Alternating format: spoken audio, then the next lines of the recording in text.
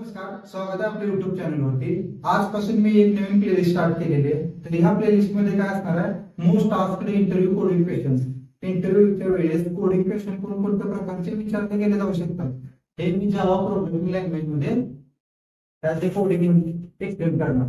तर बघा, याची कंटेंट अगोदर काय असणार आहे आणि नंतर मग त्याचा प्रोग्राम काय असणार आहे ह्या वेळेने मी जाणार आहे।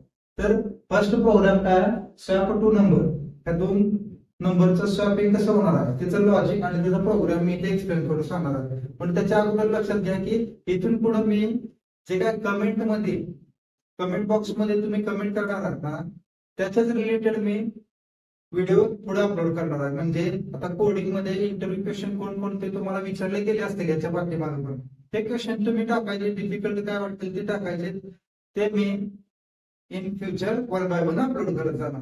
विदिन अ वीक, एका आठवड्याच्या आत ते व्हिडिओ मी अपलोड करत जाणार। तर बघा, कन्सेप्ट काय आपली, आता दोन नंबर सॉल्व करायचे। दोन नंबर सॉल्व करायचे म्हणजे काय अगोदर समजून घ्या। a इज इक्वल टू 10 आणि b इज इक्वल टू 20 अशा दोन व्हॅल्यू मी a आणि b त्या दोन व्हेरिएबल मध्ये प्रोव्हाइड केल्या। तर काय नंतर मग मला काय पाहिजे की आपल्या लॉजिक नंतर म्हणजे आपले जो काय प्रोग्राम आहे ना, प्रोग्राम रन केल्यानंतर काय पाहिजे की a मध्ये 20 आणि बी मध्ये 10 अशा व्हॅल्यू आल्या पाहिजे। तर या अशा व्हॅल्यू येण्यासाठी अगोदर दोन लॉजिक मी ह्या प्रोग्राम मध्ये एक्सप्लेन करणार आहे। पहिलं काय, using third variable. Using third variable कसं आहे बघा, एक थर्ड व्हेरिएबल घेतला, त्याचं नाव काय दिलं मी, ते दिलं। तर या थर्ड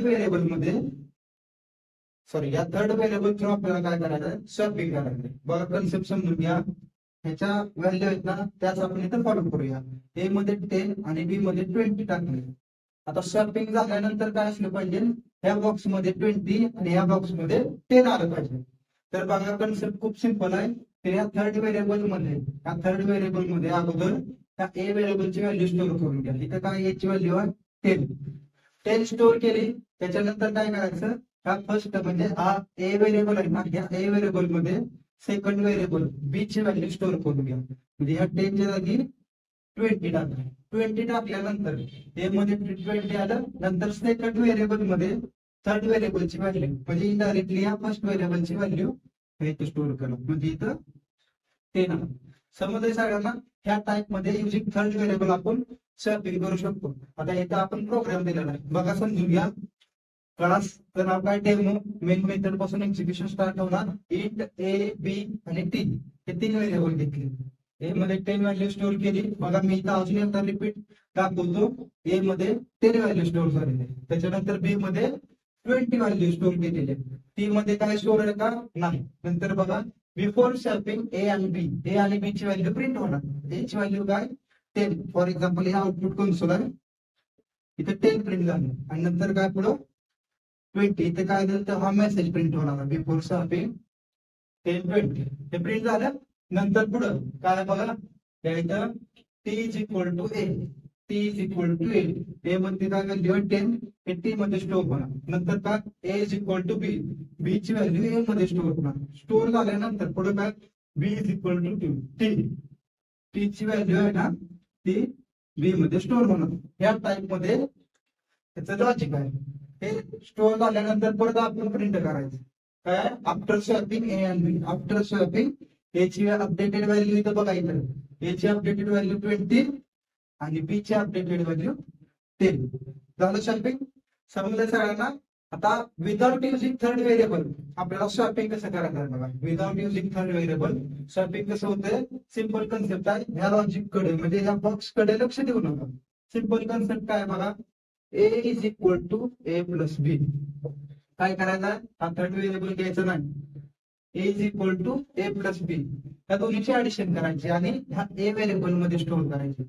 ऍडिशन स्टोअर केल्यानंतर काय व्हॅल्यू येणार आहे, अपडेटेड ए ची व्हॅल्यू बघा, इथं बॉक्स दिलेला आहे, त्या बॉक्स मध्ये मी व्हॅल्यू स्टोअर करतो।